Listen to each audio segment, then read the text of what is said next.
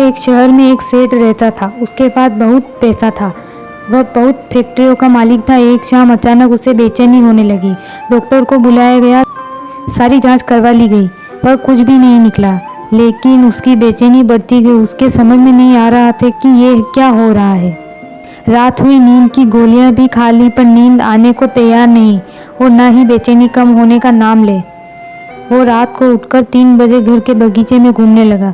घूमते घूमते उसे लगा कि बाहर थोड़ा सा सुकून है, तो वो बाहर सड़क पर पैदल निकल पड़ा। चलते चलते हजारों विचार मन में चल रहे थे। अब वो घर से बहुत दूर निकल आया था और थकान की वजह से वो एक चबूतरे पर बैठ गया। उसे थोड़ी शांति मिली तो वह आराम से बैठ गया।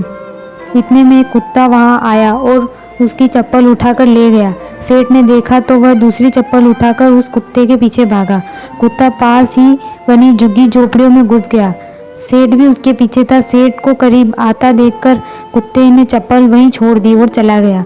सेठ ने राहत की सांस ली और अपनी चप्पल पहनने लगा। इतने में उसे किसी के रोने की आवाज़ सुनाई दी। वह और करीब गया तो एक झोपड़ी में से आवाज़ आ रही थी।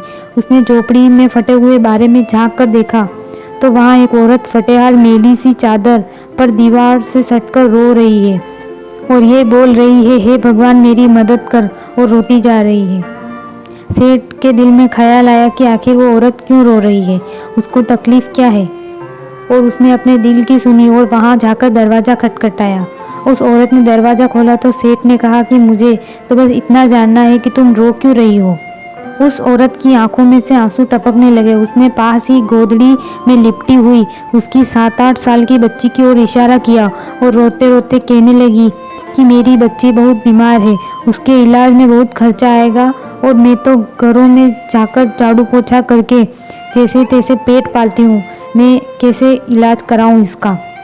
ये बात सुनकर सेठ का दिल पिघल गया और उसने तुरंत फ़ोन लगाकर एम्बुलेंस बुलवाई और उस लड़की को एडमिट करवा दिया। डॉक्टर ने 1.5 लाख का खर्चा बताया तो सेठ ने उसकी जवाबदारी अपने ऊपर ले ली और उसका इलाज कराया और उस औरत को अपने यहाँ नौकरी देकर अपने बंगले के सर्वेंट क्वार्टर में जगह दी और उस लड़की की पढ़ाई का जिम्मा भी ले लिया। वो सेठ कर्म प्रधान तो था पर नास्तिक था।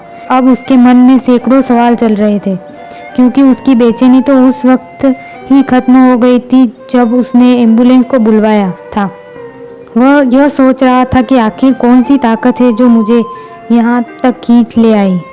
वह यह सोच रहा था कि आखिर कौन सी ताकत है जो मुझे वहाँ तक खींच ले गई। क्या यही ईश्वर है? यदि ये ईश्वर है तो सारा संसार आपस में धर्म जात पात के लिए क्यों लड़ रहा है? क्योंकि ना मैंने उस औरत की जात पूछी और ना ही ईश्वर ने जात पात देखी। बस ईश्वर ने तो उसका दर्द देखा और मुझे इतना घुमाकर उस तक पहुंचा दिया। अब सेठ समझ चुका था कि कर्म के साथ सेवा भी कितनी जरूरी है, क्योंकि इतना सुकून उसे जीवन में कभी नहीं मिला था। तो दोस्तों, मानव और प्राणी सेवा ही धर्म है, यह असली भक्ति है। यदि ईश्वर की कृपा पाना चाहते हो तो इंसानियत अपना लो और समय समय पर उन सब की मदद करें जो लाचार या बेबस है, क्योंकि ईश्वर इन्हीं के आसपास रहता है। हम भगवान को तो मानते हैं लेकिन भगवान की नहीं मानते, यही बड़ी समस्या है। आइए चिंतन करें, सहज और सरल बन जाइए।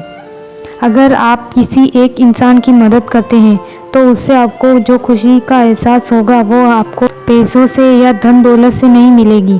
आपको यह वीडियो कैसी लगी कमेंट में ज़रूर बताएं।